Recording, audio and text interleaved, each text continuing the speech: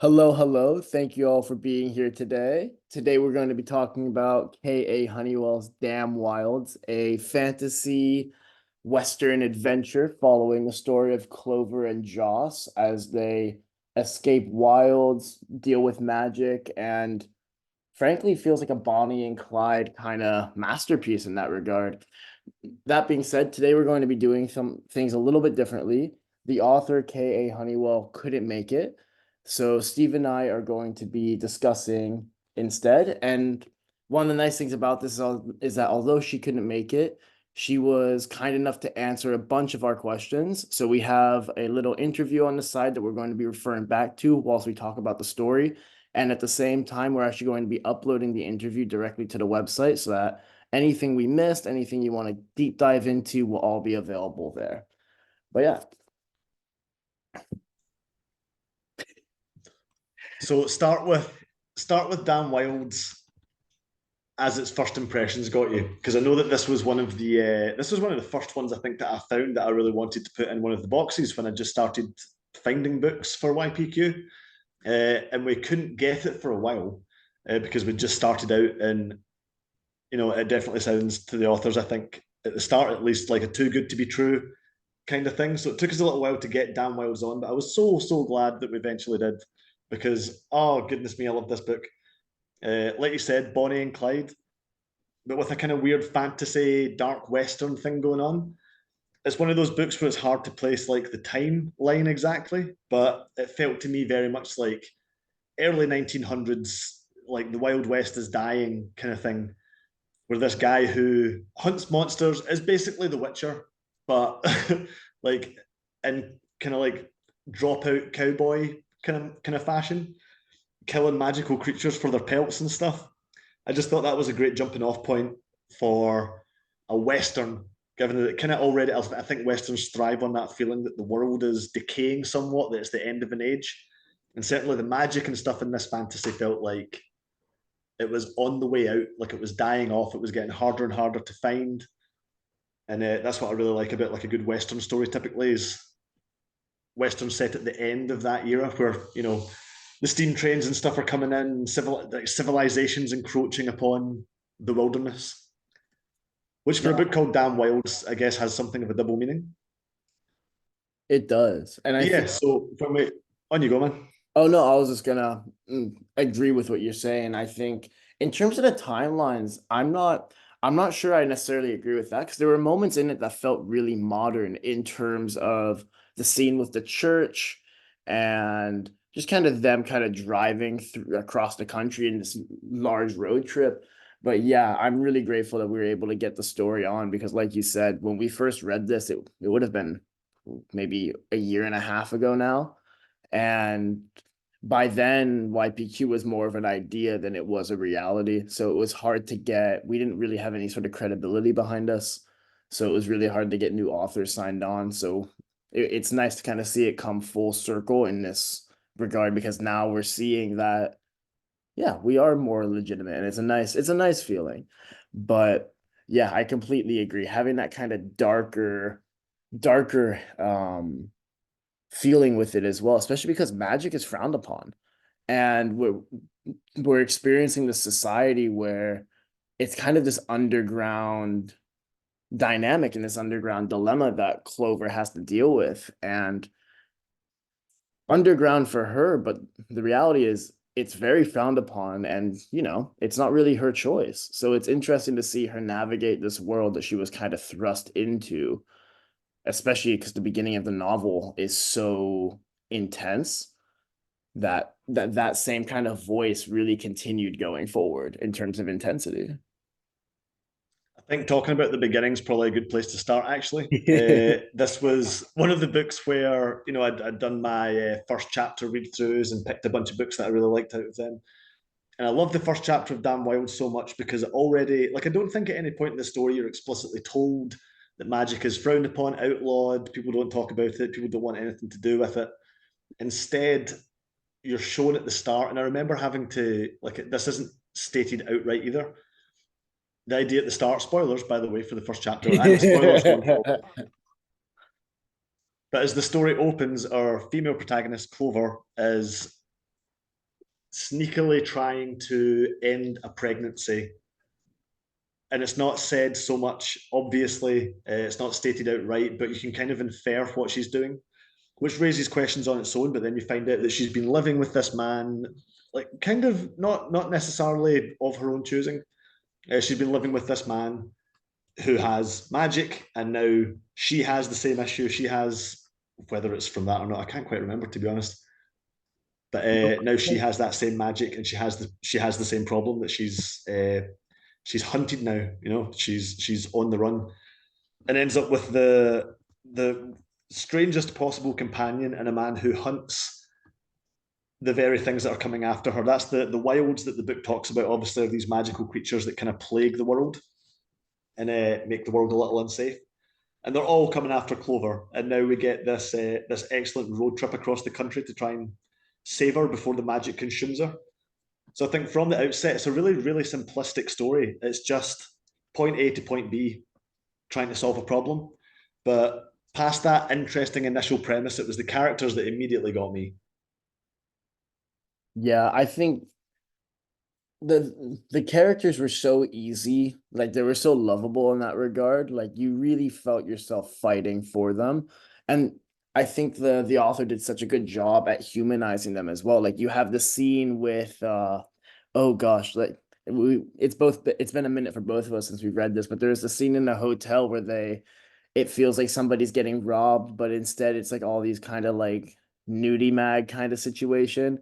Um, and it was cool to see kind of the humanizing factors and all of that, but it was also interesting to see both of Clover and Joss's backstory, because if I recall, Clover was essentially sent away because she had Yeah. magic, and then you see Joss's whole backstory with, I believe her name was Delmira, Oh yeah, his wife.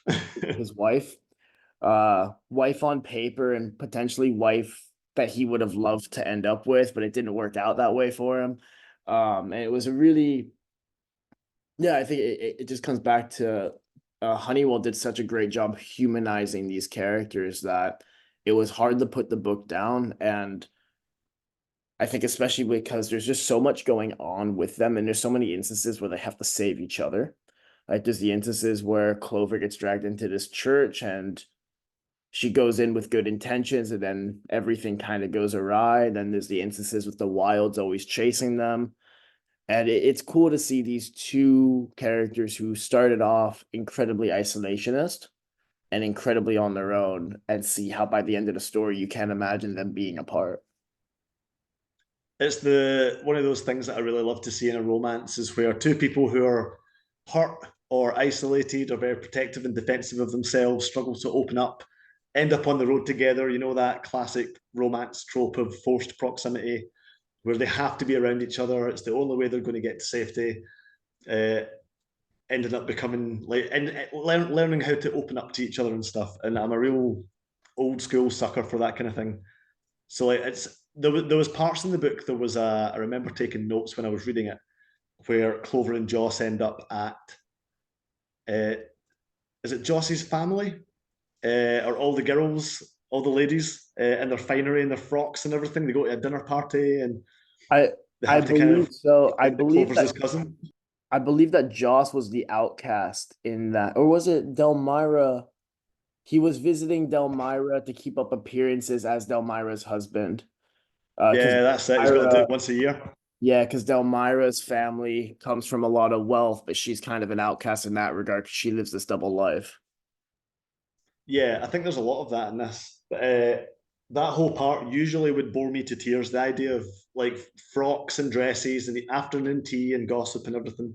Mhm. It's just not my cup of tea. But I was so hooked that I remember tearing through that kind of stuff just to see what Clover and Joss would do next. I think it's testament as well to how much I enjoyed it that I can still, what, like a year after I read it, and I've not read it for a refresher or anything. I can Yeah, still distinctly remember so many moments from it, so many visual moments, scenes in my head. It helps as well that the writing is so evocative. Like Honeywell manages to say quite a lot without too much detail and lets the reader really fill in their own, yeah, their own kind of in their head. But it is quite a cinematic book. I always thought everything's kind of framed. quite often seen from a distance. There's a lot of play with perspective. And I think considering this is Honeywell's first book, I thought the prose was outstanding the whole way through it.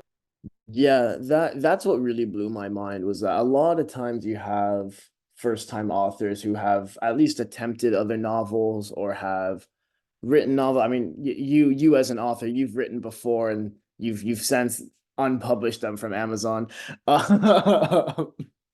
I think I did a deep dive once and tried to find them, but like the fact that this is her first novel is just it's a really cool experience. And kind of in the interview questions she goes more into her experience with that and how she finds that what really she had written a lot in the past, but we're all a little bit I want to say ADHD brain. Like you have this cool idea, you sit, you write for a month, and then oh, there's another cool idea. You sit, you write for a month, and then you just never end up finishing the original idea.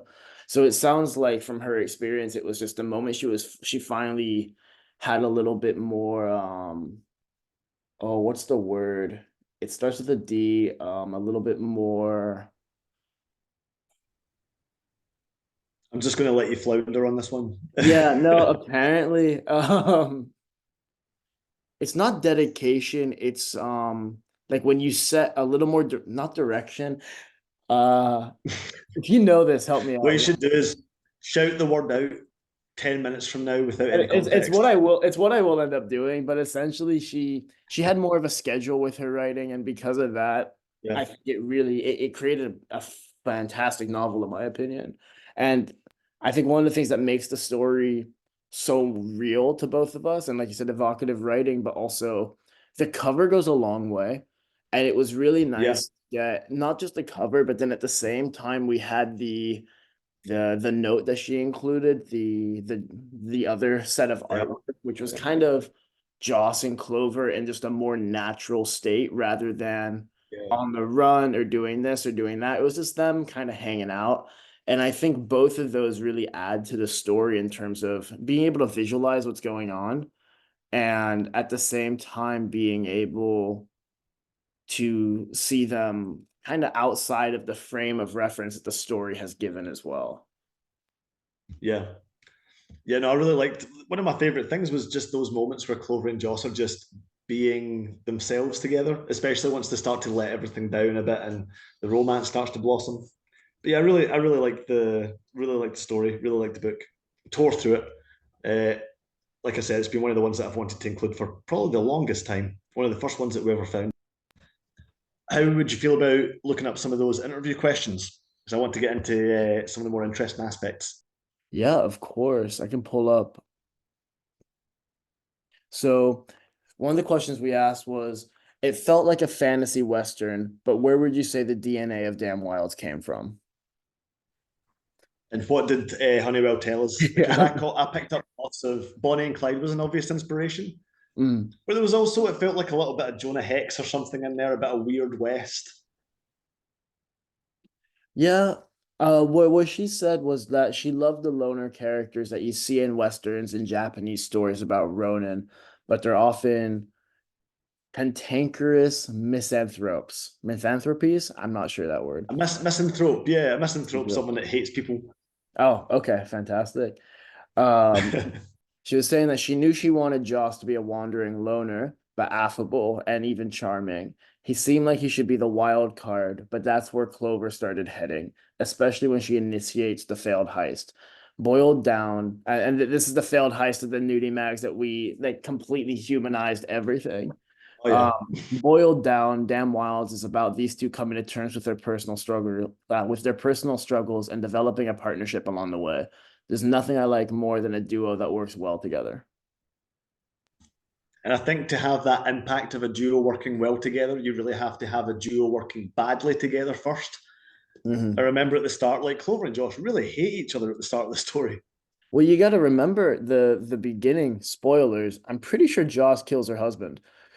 Yeah, yeah, he does. To be fair, her husband's not a very nice man, but yeah, Like they really start out on the worst possible terms. Um, and I believe if I remember, her husband was his name was Sai. I think he was a shapeshifter. Yeah. Um, so he was also because we live in this because they lived in this magic world. He was also living in isolation because his magic was more well known. So people knew that he had magic, so people isolated from him and people hid from him and were scared of him. Yeah. And because Clover was associated with him, that carried forward her. But yeah, I think we both said prior or earlier on in the interview that it really was these two coming together, and like we said, it's a case of they really came from the worst possible situations, Yeah. and it worked out for them. The proximity worked, the charm worked, and I think the mutual agreement of helping each other, because at the end of the day, I think it was Joss wanted to get paid and Clover wanted to survive, but that just kind of worked out in a sense that they could both they had this shared goal for long enough that they got to know each other. Once they started to get to know each other, you could see that the destination started splitting. Yeah. No, I'd agree. I really loved the dynamic was what carried the story. I felt like the setting was cool, the action was great, the writing was fantastic, but it was those two were the heart of it. What Mhm. about the next question? What was her favorite wild? Ours was the big jellyfish. Obviously. There was loads of, I liked all of them. I think they were all quite creative and inventive. The big jellyfish takes the cake because I don't think it was ever described. Was it ever described as a jellyfish? I think that's your own unique take on it. Yeah. I think I experienced it more as a cloud if we're thinking about the same one. It felt to me like a lot of the people who were trying to describe it in the book, who were trying to describe what it looked like, were people who have never seen a jellyfish trying to describe a jellyfish. Oh, that's But it awful. had the big thundercloud and everything around it. That's But awful. there was like the book's full of wilds, and there's some really cool ones in there.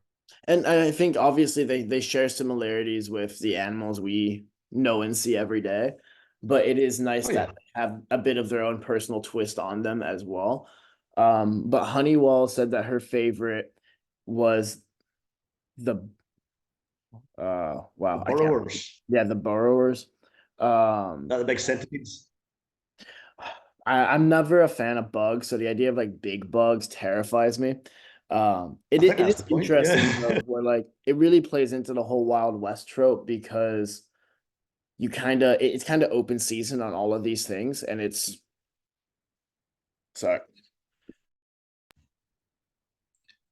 excuse yeah. me. The centipedes were like in particular horrifying. But I definitely thought there was going to be gigantic spiders at some point in it. I'm kind of glad that there wasn't. Well, just coming back to my point real quick, it was the fact that it ties into the Western trope because it is kind of open season on anything. If it's a wild, like as much as people don't like magic, people also don't like wilds, and you have the kind of cities as safe zones, but people and cities kind of live in isolation because traveling between cities isn't nearly as safe as it is today or in the world that we're used to. So it was interesting to see that obviously Joss is an outcast, but people really need his work. And at the same time, the magic revolves around the wilds because it's the like it's the parts of the wilds that create the spells and that create the antidotes and all of this kind of stuff. So it's this interesting dynamic that's been created there where they need each other, but at the same time they hate each other. Very much like our protagonists. Yes. Yeah, I that wish that we had Honeywell here so I could ask her if that was deliberate. from our experience, it really is a coin toss. Yeah, um, but yes, I think with all of that, it was also just cool to see. I forget her name.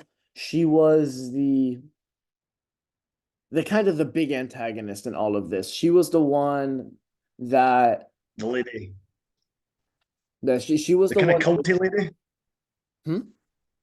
the culty lady, the lady with Yeah, the yeah, the cult. culty lady. She was the one that was initially the reason why Clover had to go away, and it was cool to see how she popped back up in Clover's life. Was it Miss Greenwood? I'm tearing through the book now, reminding me of Like her that name. rings a bell. That rings a bell. Um, so yeah, so it was really interesting to see kind of how that relationship between Clover and her grew over time because Clover was just sitting there hoping that she wouldn't remember her, and lo and behold, she does, like they always do. And it was interesting to see kind of the one pulling the strings and then the secret agent in the background. There was really a lot of different Yeah. factions, a lot of different dynamics going on here, but it really does boil down to the people who like magic and the people who don't. And the people who are sympathetic to magic users seem to be few and far between in this world. I especially loved how all those little details about the world that you're bringing up were never exposited on. The story never really stopped to explain any of this, like sit the reader down and just tell them the facts. You will never really see these things in relation to how they affect our characters and the world they live in. Yeah. Yeah, no, exactly. World building. I'm just looking at the questions because there's one question I was really keen about is that what really inspired the story and the artwork behind it. And we've kind of seen this a lot, like with Troop of Shadows. The story came from a competition where he was given a cover art and a title and was Yeah. to write a story about it, which I think is beyond cool. But similar to that, Damn Wilds was inspired. The seed of the story came from a painting of a woman in a field with a werewolf in the distance, and that kind of Oh yeah. Clover and Sai and her husband because she said it sparked the idea of what if your husband was a shapeshifter? What if your husband was a shapeshifter who had to hide in the woods? And then from there, everything just kind of unfurled. So that I think that's really cool where people can have this one snapshot and really run with it because it really does show that inspiration obviously takes many different shapes and forms, but the artwork that goes behind it and the work that goes behind a novel can be inspired by the smallest of things. Like you can be on a walk one day, see something interesting, and then lo and behold, you have an $80,000 word manuscript in your head.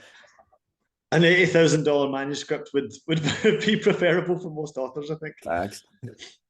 But I loved how an idea like that didn't really inform the story so much as it informed. Like if you look at how much of that actually goes into the story, Mhm. that whole genesis of it was just into the first chapter, and everything after that was the author coming up with the context in which everything happens. It's a Mhm. really interesting way of coming up with ideas. I think a lot of authors, they look at like a painting and there's a book in their head. It's not always a good thing because you end up with 40 books that you want to write, but that's Yeah. how this tends to work. Well, I think that was one of the things that um plagued her at the beginning and why Damn Wilds was her first novel was because there were so many other, I imagine, really great Mhm. novels in her head that she wanted to write. I know that she recently came out with Veiled Scarlet, which I haven't had a chance to read yet, but I have a copy, a little novella. Um, I'm trying to Mhm. think, but yeah, like so it's just it's nice to see how many different inspirations, how many different forms inspiration can take. Like for Icebreaker, what was the crowning moment for you where it was like, oh, this needs to be a story, or this could be a story? Oh, I think I answered this in the Yeah. interview about Icebreaker, where it was a story, not a story, it was a role playing game, like a Dungeons and Dragons type idea. And the picture, similar to that, was just this big armored crawler in the background of a snowy landscape with a couple of explorers moving out from it with lights and guns and stuff. Yeah. And that picture, along with this idea that the only way to get post between isolated towns in the wilderness here was these big armored landships. But similar to that, like you see one picture and a brief description, and that informs a small detail about the world that the author then takes and runs with, and ends up with this massive idea for a setting, for the conflict, for the story. Is it all comes, I think, from looking at something and going, "Cool, how can I justify all of that? Like, how can we get to the point where that's happened?" And then that usually informs your story, I think. Yeah. I mean, it's just as someone who doesn't write, it's really cool to see all the different forms that that takes. And one of the things, this is a complete 180. I forgot to mention, I wanted to mention about the book because it says here we got about 7 minutes left. Is it was really cool to see and this is again coming down to the relationship between the characters and the personal growth of the characters itself.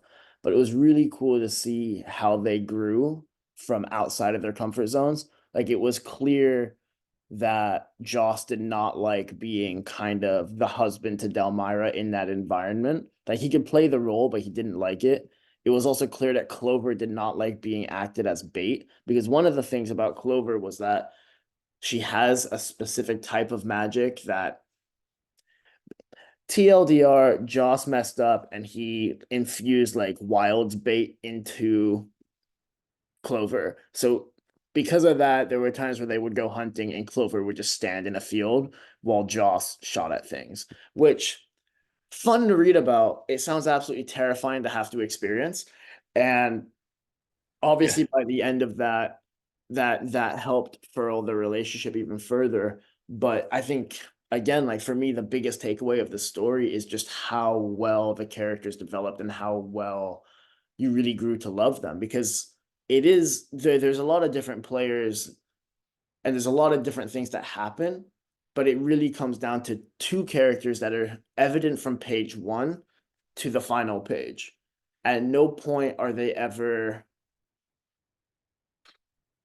I don't want to say at no point are they ever separated, because I'm sure they were at times. I haven't read the book in a Oh while. yeah. But Yeah, they have to, I'm sure. it just comes down to that, was that you read about the same two people for 350 pages and you wanted to read more of them. You want to know more about what they're up to. You want to see what Yeah. the happily ever after looks like. You want to see you want more insight to the background. Like it was Moorish in that regard. It was also a really happy ending, which I loved because Yeah. I've got that protective instinct where the minute I start to fall in love with these characters, I start thinking, oh, they're not going to make it to the end. It's not going to end well for them. No, and I was really happy to see them end up, again, spoilers, but the two characters in this love story end up together. Obviously, I think literally driving off into the sunset. If not, that's a missed opportunity. would you consider, so I know we've said love story a few times. Would you consider Mhm. this a love story first and then like a kind of adventure road trip second, or would you flip that? I would call it a love story first, I think. Well, that's not a bad thing. It's not a derogatory term, No, no, of course. but I would call it a love story first and foremost because that's what I felt really drove the plot was the characters. The adventure is a result of the characters coming together. The adventure's what brings them together. It's a great adventure, great adventure. But if you replace Clover and Joss with, I don't know, John and Sally, it wouldn't be it wouldn't be the same. If you replace the characters, it would be a totally different story. Yeah, that makes sense. Oh, I well, don't know if that's the definition of a love story, but that's how I felt about it. but speaking of that, we did ask if you could cast both Joss and Clover in a film, who would play them? Um, Oh, I've which is got this down. interesting because she said she never really pictures real people when she's writing, but then lo and behold, we have some incredible artwork of what looks like very real people. I remember when I first picked up the story, I was like, "Is that Aubrey Plaza on the cover?" Oh Uh, yeah, that was shut down. It was not. yeah. That was my big question. I was crushed to learn that it's not Aubrey Plaza. That being said, she did say that she loved Tatiana Maslany in Orphan Black, Oh yeah. make a great Clover, but she had no idea on Joss. Who do you think would play a good Joss? I can't remember his name, but it's the guy that played Han Solo in the Han Solo film. Oh, like the younger Han Solo. Yeah, young Han Solo, whatever his name is. I thought it was Interesting. him on the cover. I thought it was him and Aubrey Plaza. That's who I would Ah, cast. They do okay. look a bit different in the other art that Honeywell gave us, but that's who I had in my head as I was reading it, and I thought it worked really well. I think Tatiana Maslany is a really good casting as well, to be honest, for Clover. She's got that kind of a manic edge to her that Clover has, but then so does Aubrey Plaza. So, That's but that's on Joss, I'm absolutely certain. that's fair. I have a weird answer to this because Less on cover, more on the note that she created. Oh yeah. Yep. Joss looks just like my dad, and it's a really, really weird thing for me. Like they look eerily similar from that angle. And yeah, so now I have a hard time visualizing anyone else in the role. I don't think my dad is much of an actor, but you never know. Um, Should do a low budget adaptation of Damn Wilds. Well, I think so many of the books that we've had the pleasure of featuring have such cinematic aspirations with them. Like they would really fit with like I would love to see a movie of all of these. As Chris from the Escapist blog, who joined us for the Icebreaker interview, said, why is Hollywood adapting the same things over and over and over again when there's a wealth of amazing stuff out there that you could adapt from the indie sphere? Yep. Amen to that. Maybe one day someone in Hollywood will get a YPQ box and we'll start something, you know. One day.